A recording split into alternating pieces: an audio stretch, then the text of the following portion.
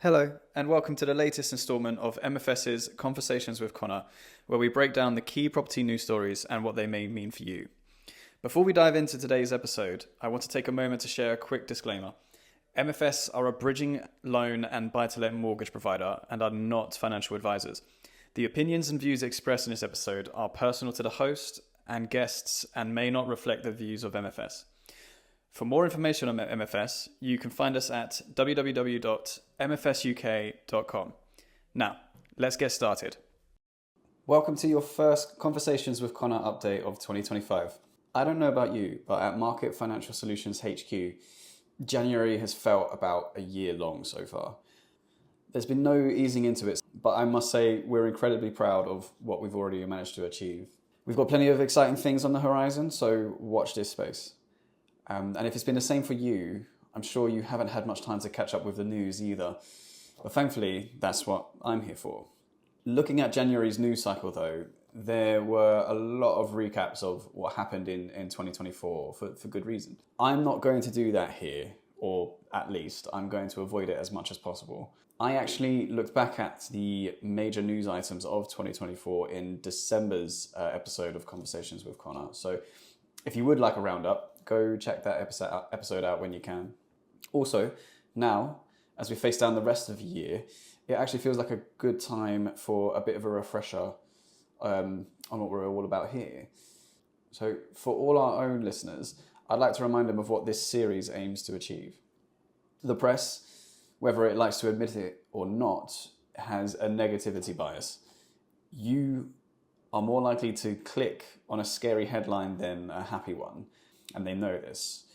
While it is important to keep on top of the challenges we have ahead of us, all this negativity can lead to a skewed outlook. Also, if you think there's no hope, you're unlikely to even try to find a way forward or find a solution for your goals and for your investment challenges.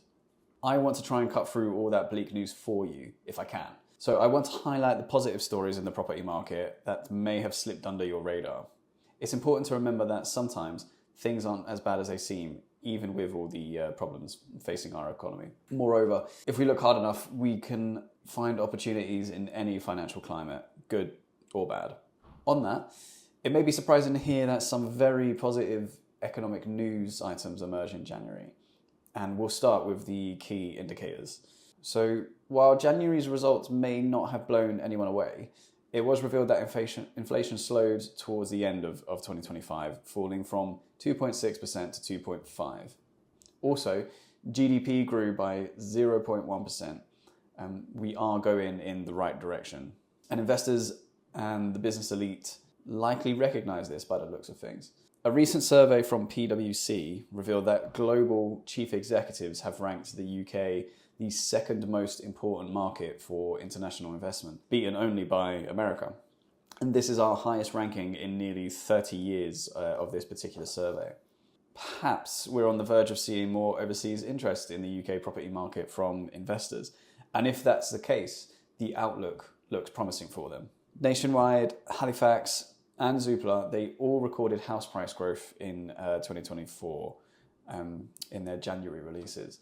Also, the latest ONS data showed prices rose by 3.3% in November, and Rightmove also revealed the average price of property coming to the market in January jumped by 1.7%, and this is the biggest monthly jump seen at the start of the year since 2020, which is telling. Where specifically could property investors look, though? After all this growth, as much as we'd like it to be, won't be spread evenly. Well, according to Zoopla again, housing markets in the northeast of England have the best price growth prospects for 2025.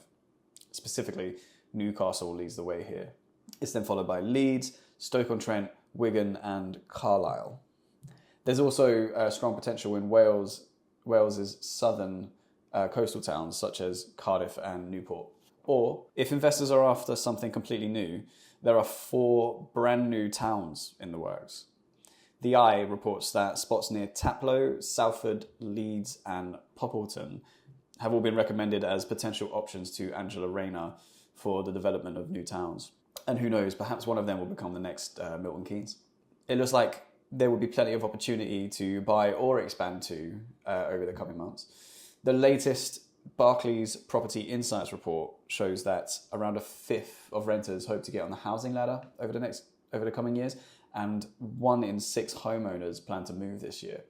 And if we turn to the buy-to-let market, 2025 is set to be a dramatic year for landlords and renters alike. The full 220 plus pages of the amended Renters' Rights Bill was released this month, and it passed its third and final reading in the Commons.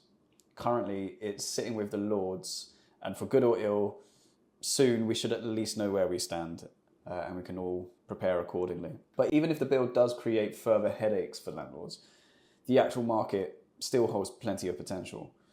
Rental yields in the UK hit 6.93% in Q3, according to UK Finance, compared to about 6.5% in 2023. And again, here we can even be a bit more selective. Benham and Reeves revealed that across the whole of London, the average rent rose by 4.3% per month in 2024. The biggest jumps in the capital were seen in Shoreditch at 6.6%, Canary Wharf at 5.9%, and Kew at 5.8%. Outside of London, the North East offers the highest average yield of an astounding 15.4% for HMOs in the region.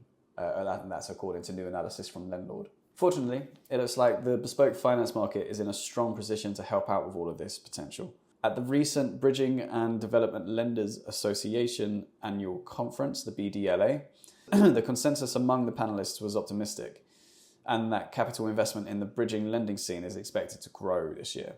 At Market Financial Solutions specifically, the outlook looks especially promising. We've kicked off the year by cutting rates across our bridging and buy-to-let and fusion ranges. We've had over 50 promotions across our teams to help out for the coming months. And just this morning, ahead of actually recording this episode, we revealed that we hit a 2 billion plus loan book. The next 12 months will bring with them plenty of ups and downs, and there will be winners and losers in the property market, just as there always is. It would be foolish, irresponsible even, to try and predict everything that will happen between now and December. Regardless of what's on the way though, we will be here ready and willing to take your call. I'll see you next time. If you enjoyed this episode, don't forget to subscribe, like, and share. You can access our previous episodes in all the usual places, as well as on our website at www.mfsuk.com/podcast. See you next time.